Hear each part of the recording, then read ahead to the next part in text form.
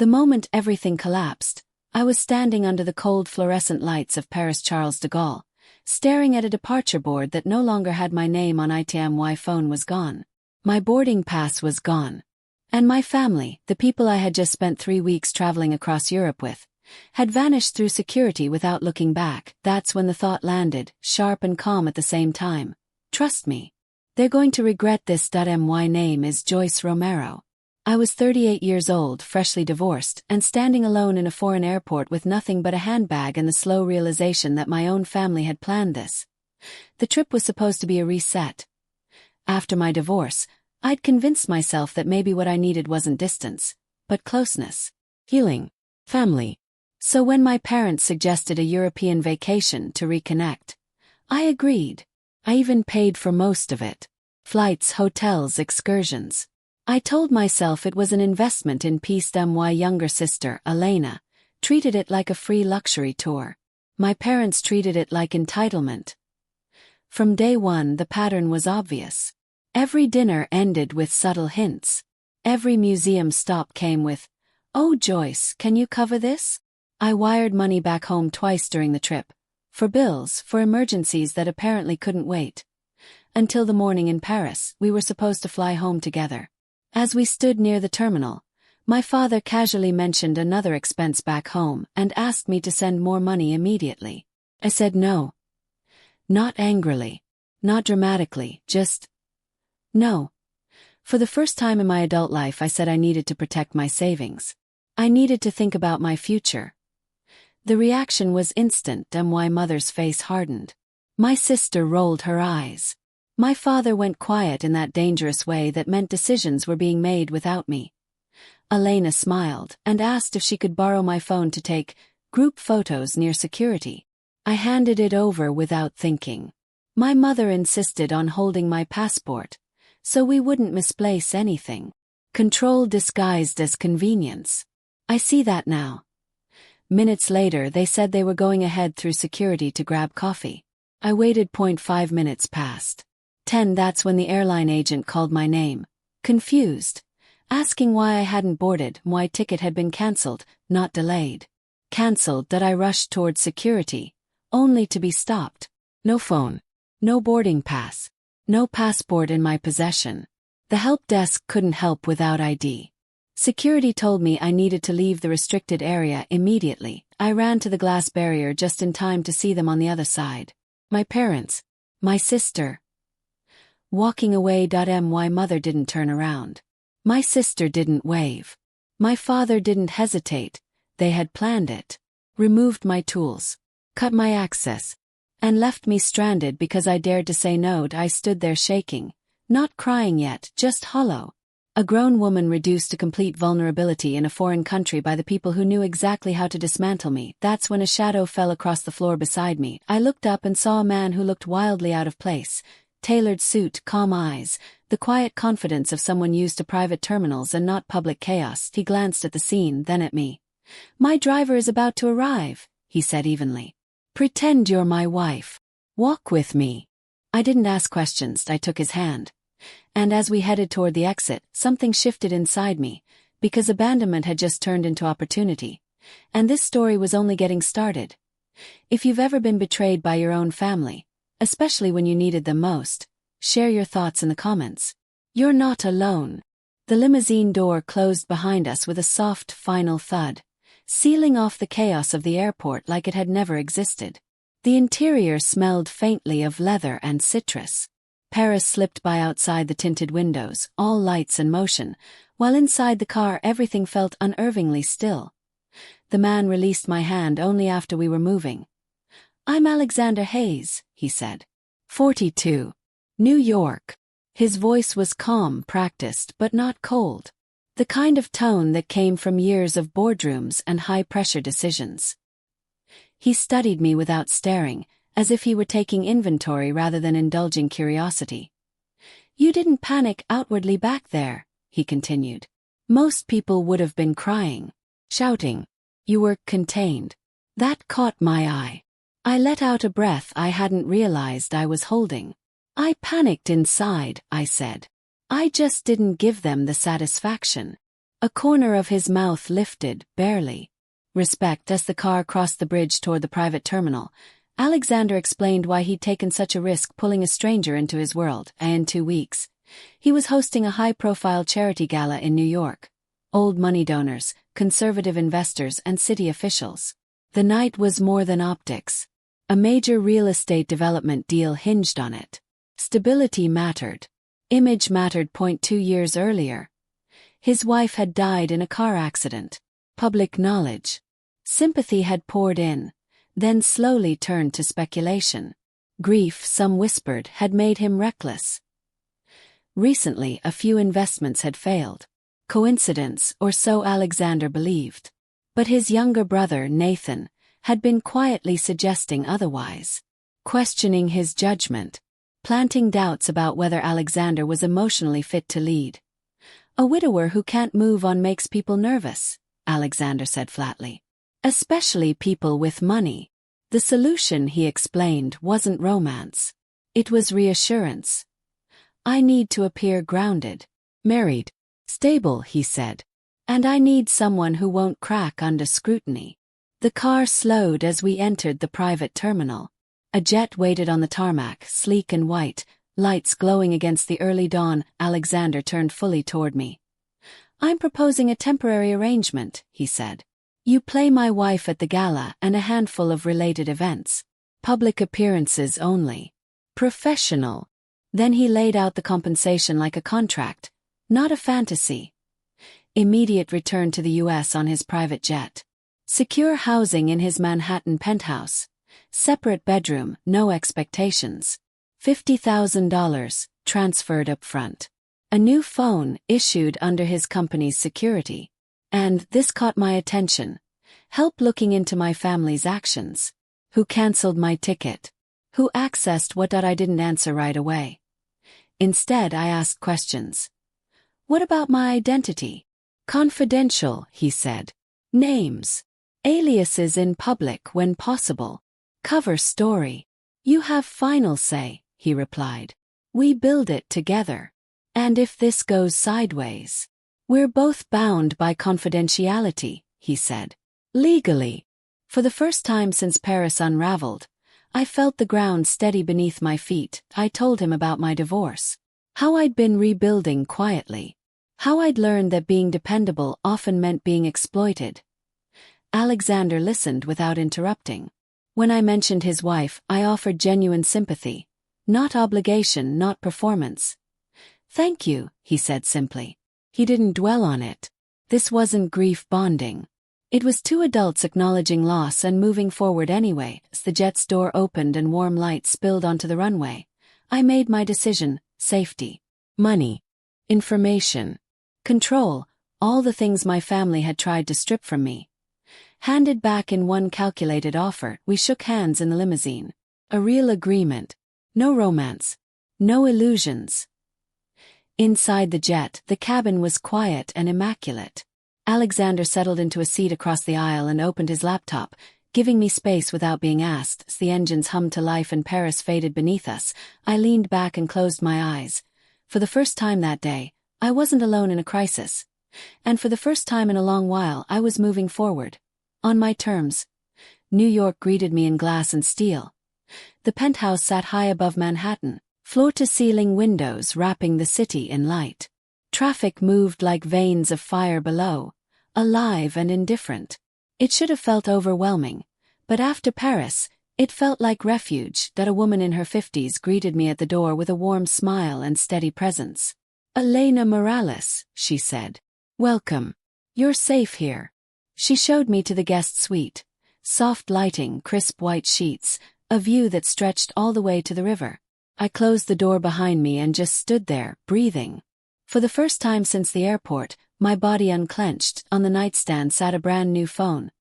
That was my first move. I called my cousin Diane Russell, the one relative who'd always kept her distance from family drama.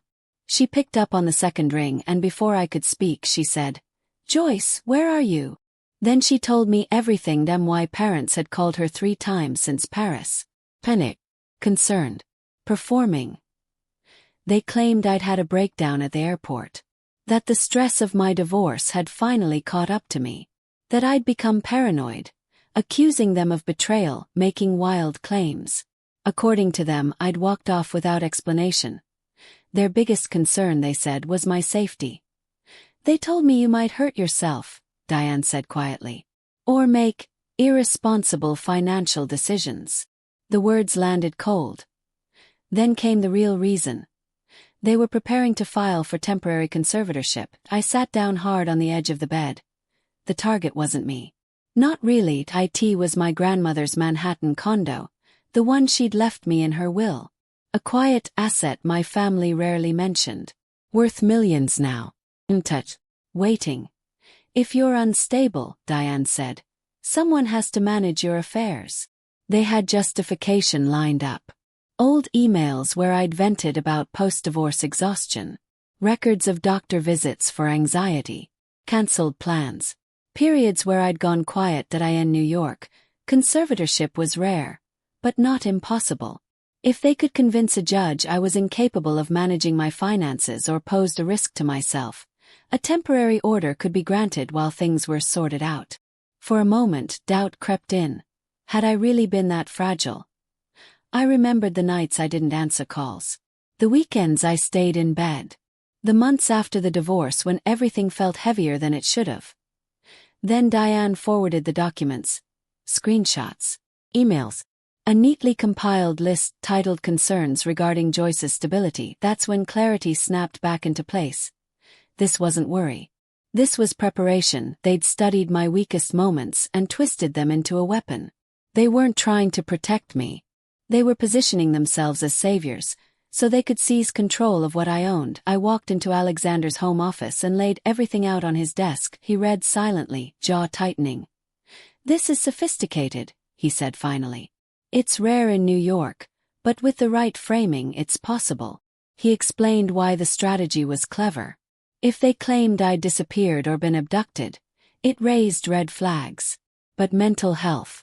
Concern. Family stepping in. Judges are cautious, he said. They don't want to ignore potential risk. Without hesitation, he picked up the phone. "Get me Martin Coleman." An hour later, Martin Coleman arrived. Sharp suit, silver hair, briefcase already open as if he'd been thinking about this on the way over. "They're laying groundwork," Martin said after reviewing everything. "But groundwork can be countered." The plan formed quickly. Immediate financial disclosures showing years of competent management.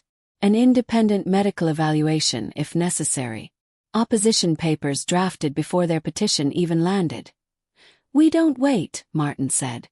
"We move first." As strategy filled the room, Alexander admitted something quietly. "Nathan's doing something similar to me," he said. "Questioning my capacity. Using grief as leverage." I looked up at him, understanding settling between us. We weren't rescuer and rescued anymore, we were allies. Fighting parallel battles against people who mistook vulnerability for weakness. That night, I stayed up researching New York guardianship law on my own. Requirements. Hearings. Independent evaluators. Burdens of proof. Waiting wasn't an option. Protecting what was mine meant acting now. And for the first time since my family walked away at that airport gate, I wasn't reacting, I was counterattacking. New York greeted me with glass, steel, and silence. The penthouse sat high above Manhattan, floor-to-ceiling windows wrapping the city in light. After the chaos of Paris, the quiet felt unreal. Elena Morales, the housekeeper, warm, efficient, mid-50s, showed me to the guest suite without prying. Soft lighting. Crisp white sheets. A skyline that pulsed instead of screamed. For the first time in 24 hours, my body unclenched. The new phone waited on the nightstand. The first call I made was to my cousin, Diane Russell. She answered on the second ring and sounded relieved. "Joyce. Thank God. They've been calling me non-stop." My stomach tightened. Diane didn't waste time. My parents had called her 3 times since Paris, frantic and tearful, spinning a story that sounded rehearsed. They said I'd had a breakdown at the airport. That the divorce stress finally caught up with me. That I'd been paranoid, accusing them of plotting against me. That I walked off without explanation.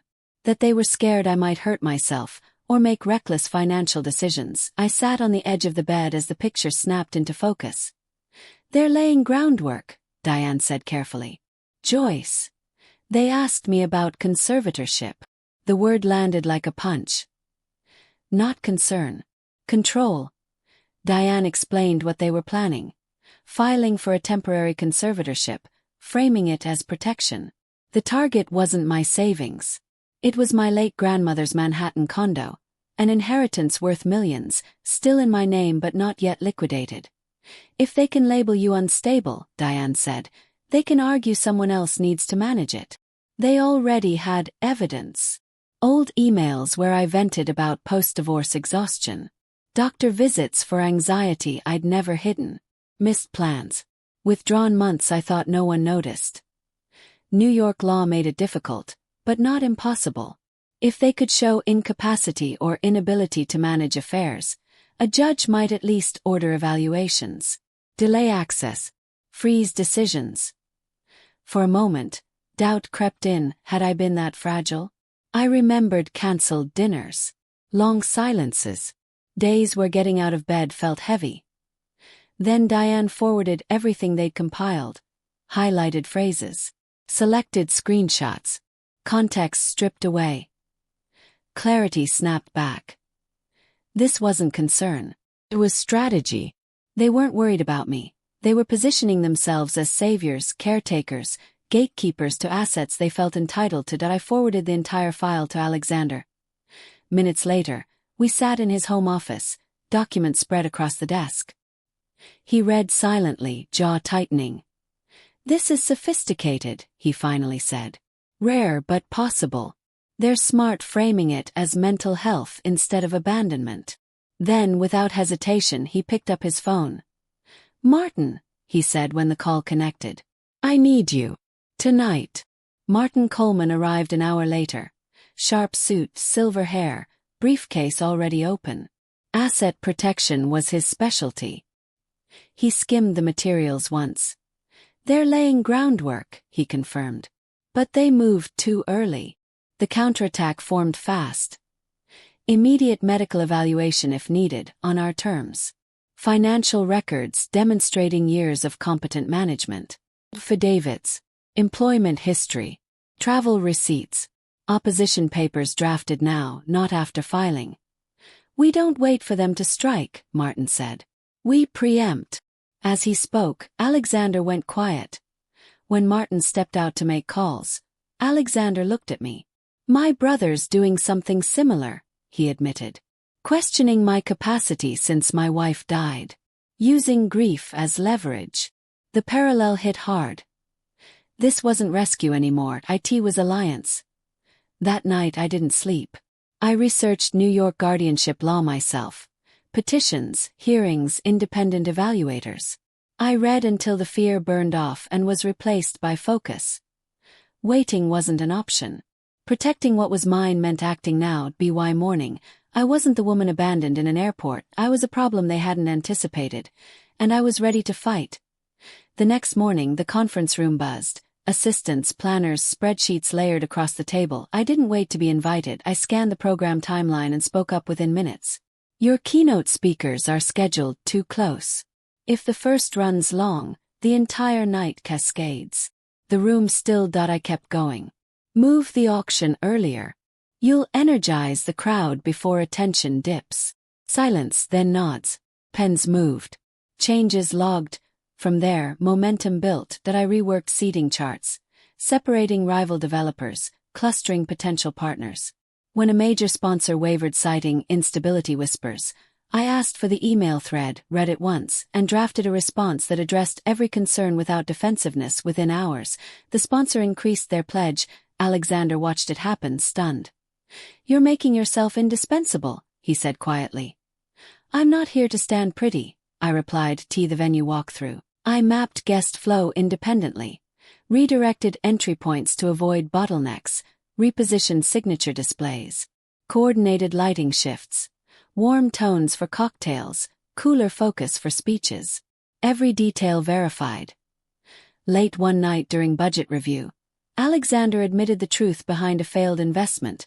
pushed too fast after his wife's death. Nathan was using it as proof of clouded judgment. Show recovery, I told him. Highlight corrections already in motion. He did. The board response shifted immediately. We rehearsed our cover story next. Awkward at first. Too stiff. Make it casual, I said. Chicago conference. Bad coffee. Catering horror stories. A small, believable mess. Him spilling coffee on my notes. By the final walkthrough, the night before the gala, I stood alone with a checklist. Signage aligned. Tech flawless. Contingencies locked. I in the mirror wearing a navy silk gown. I barely recognized myself. The woman staring back wasn't surviving.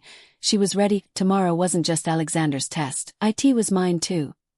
The Manhattan Hotel ballroom glowed like a polished illusion. Crystal chandeliers scattering light across marble floors, champagne flutes chiming softly, a string quartet threading elegance through the air.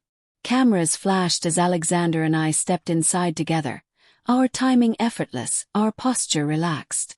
If anyone was looking for cracks, they wouldn't find them here. We moved like a practiced unit. Hands brushing at the right moments. Subtle smiles. Quiet confidence. The event unfolded exactly as planned. Auction energy high, donors engaged, conversations flowing where they were supposed to. For the first hour it felt like we'd outrun every rumor. Then my phone vibrated. Once. Again. A tabloid had republished the old whispers. Anonymous sources, recycled language. Concerns about judgment. Unresolved grief. And buried in the piece, a familiar undertone. Instability, Nathan. The PR team responded within minutes, issuing a firm denial backed by performance metrics and recent corrections. It slowed the spread, but didn't erase it. I could feel the shift in the room. Glances lasting a beat too long. Conversations lowering when Alexander passed. And then I saw Harlan Reid, Texas conservative. Old school. Arms crossed. Watching but not committing. He was the keystone investor. Lose him. And the development deal unraveled. Alexander approached him first. The exchange was polite. Surface level. No traction. I didn't wait. I intercepted Harlan near the bar as if by coincidence. Introduced myself not as the wife, but as the woman who had coordinated the evening. Off the record, I said lightly. Those sources have agendas. The numbers don't. He raised an eyebrow. I already had the projections open on my phone. Revised forecast. Risk mitigation. Cash flow improvements already showing. Not public yet, but real. These corrections weren't hidden, I said. They were prioritized. Alexander doesn't deny setbacks. He fixes them. Harlan studied the screen, then I added oversight clauses. Tighter than industry standard. Review milestones. Transparency baked in. 20% above market long term, I said. Conservatively. By the time dessert was served, he agreed to move forward. Contracts signed before the coffee cooled. Guarded, but intact. In the car ride home. The city streamed past in ribbons of light. The adrenaline drained, leaving something heavier behind. That article, Alexander said quietly. The timing was perfect. Nathan will use it. He didn't sound defeated. Just realistic. Then he looked at me. We need something stronger than optics, he said. Something that ends the question entirely. I already knew where he was going. Marry me, he said. On paper. 1-year contract. The rationale was airtight. A legal commitment. Boards respected it. Courts respected it. It created a presumption of stability that rumors couldn't crack. That I didn't flinch. Terms. I asked $300,000. Continued role in the projects. Legal protections for my assets. An exit clause anytime, no questions. Control over my public image. And the option to keep or discard the Hayes name when it ended. All of it, he said. Martin drafts tomorrow. City Hall was fluorescent and indifferent. A board clerk. 2 witnesses. Stamps and signatures. No romance. No speeches. Just Joyce Hayes printed on a certificate. As we stepped back onto the street, I realized something quietly profound. This wasn't rescued, it was armor, and I had helped forge it. On terms I finally controlled, New York greeted me with glass, steel, and silence. Alexander's penthouse rose above Manhattan like a quiet fortress, floor-to-ceiling windows, the city laid out beneath us in sharp lines of light. After the chaos of Paris, it felt unreal. Too clean. Elena Morales, the housekeeper, met me at the door. Mid-50s. Warm smile. No questions. She showed me to the guest suite. Soft lighting, crisp sheets, a view of the skyline that made everything feel distant and small. For the first time in hours, I locked a door behind me. The new phone waited on the nightstand. The first number I dialed was my cousin Diane Russell. She didn't waste time. "They've been calling me all day," she said. 3 times. Same story. My stomach tightened. According to my parents, I'd had a breakdown at the airport. Divorce stress. Paranoia. Accusations. They claimed I'd wandered off, unstable, refusing help. They were worried I might hurt myself, or make reckless financial decisions. The words were rehearsed, polished, ready for repetition. Then Diane dropped the real reason. "They're talking to a lawyer. Joyce. They're asking about temporary conservatorship." The air went cold. The target wasn't me, it was my grandmother's Manhattan condo, left to me outright. Worth millions. Fully paid. Untouchable unless someone could prove I was incapable of managing it. "If you're unstable," Diane said quietly, "someone else steps in. To help." They had evidence ready. Old emails where I vented after my divorce. Doctor appointments for anxiety. Cancelled plans. Moments of weakness, real ones. Stripped of context and sharpened into weapons. New York rarely grants conservatorship. But rare didn't mean impossible. Not if incapacity could be framed convincingly. I sat on the edge of the bed, doubt creeping in. Had I been that fragile? I remembered staying home too often. Letting calls go unanswered. The fog after the divorce. The exhaustion. Then clarity hit. This wasn't concern, it was choreography. Diane forwarded everything they'd compiled. Emails highlighted, timelines constructed, concerns summarized. Not one question about my well-being. Just positioning. Just control. When I showed Alexander the file in his home office, his jaw tightened. "This is sophisticated," he said. "And calculated. They're not claiming you disappeared. They're claiming you deteriorated." He didn't minimize it. That mattered. Within minutes, he was on the phone with Martin Coleman, one of the sharpest asset protection attorneys in the city. Martin arrived that evening. Mid-50s. Deal-eyes. Briefcase already open. "They're laying groundwork," he said after reviewing everything. Thin. But enough to force a hearing if unanswered. The counter-strategy came fast. Immediate financial disclosures. Proof of competent asset management. Medical evaluations if necessary. Opposition papers drafted now, not later. As the night wore on, Alexander admitted something quietly. "My brother's doing something similar," he said. "Questioning my capacity because of my wife's death." The realization landed hard. We weren't rescuer and rescued, we were allies in parallel wars, and waiting wasn't an option anymore. The next morning, I walked into Alexander's conference room to a wall of spreadsheets and tense faces. I didn't wait to be invited. I scanned the gala timeline once and spoke. "Your keynote speakers are too close together. You'll lose energy. Move the auction earlier, right after cocktails. Let momentum work for you." Silence. Then movement. Chairs scraped. Calendars shifted. Someone nodded slowly. From there, it was instinct. I rearranged seating to separate rival developers and cluster potential collaborators. When a major sponsor wavered, citing instability whispers, I asked for the email thread, drafted a response that addressed every concern without defensiveness. 2 hours later, the sponsor increased their pledge. Alexander watched me carefully. "You're making yourself indispensable," he said. "I'm not here to stand pretty," I replied. Venue walkthroughs followed. I mapped guest flow alone. Adjusted lighting temperatures.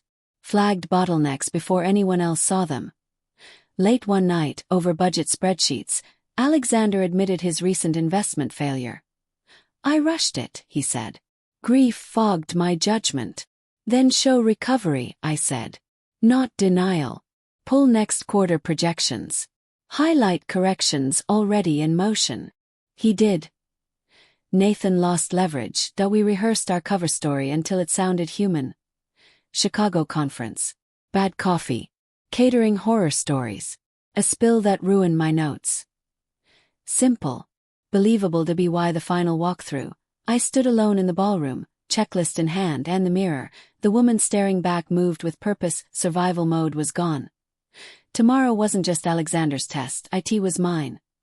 The gala opened flawlessly, cameras flashed. Chandeliers glowed. Alexander and I moved together like we'd practiced for years. Then the alert buzzed. The tabloid had republished the rumors. Anonymous source. Timing surgical.nathan.pr contained the spread. But whispers traveled faster than facts. Harlan Reed noticed. Texas money. Conservative. Essential. His arms crossed. His smile thinned. I intercepted him. No drama. No confrontation. "Off the record," I said, showing projections already loaded on my phone. "Numbers don't lie. Revised forecast. Risk mitigation. Cash flow improving." "These corrections weren't public," I said. "Yet. But they're real." Harlan studied them long, then nodded once. Contract signed before dessert and the car home. Alexander was quiet. "This won't stop," he said. "The doubts." Then he looked at me. "Marry me." "Paper. 1 year." I didn't blink. "Terms. 300,000. Asset protection for me. Exit clause anytime. Control of my public image." "All of it," he said. City Hall was fluorescent and indifferent, no romance. Just armor. The Hamptons gave us distance. Glass walls. Ocean air. Quiet that I became a real partner. Analyzing markets, redesigning flow, identifying a wellness gap that boosted off-season projections by 15%. Then Martin called why parents had filed, thin, but official. I countered with performance reviews, tax records, affidavits. The petition stalled. Nathan escalated too. Joyce organized Alexander's defense until evaluators confirmed what numbers already showed. Then my parents arrived. Accusations flew. Control revealed itself. When my father offered to drop the petition if I signed over condo management, I smiled. "Withdraw it. Publicly," I said. "Or we counter-sue." They left empty-handed. Court dismissed the petition. Motive noted. Records permanent. Silence followed. I dissolved the marriage on schedule. No drama. No regret. Alexander won his board battle. Nathan was sidelined. I launched my own firm. The condo became my headquarters. Earned, not seized. Years later, standing at a waterfront event I'd built from nothing, I stepped onto the terrace alone. The ocean rolled steadily. Family trust can shatter beyond repair. But self-worth doesn't come from blood. Walking away wasn't loss, it was liberation, and sometimes, ending a chapter forcefully opens the best ones ahead.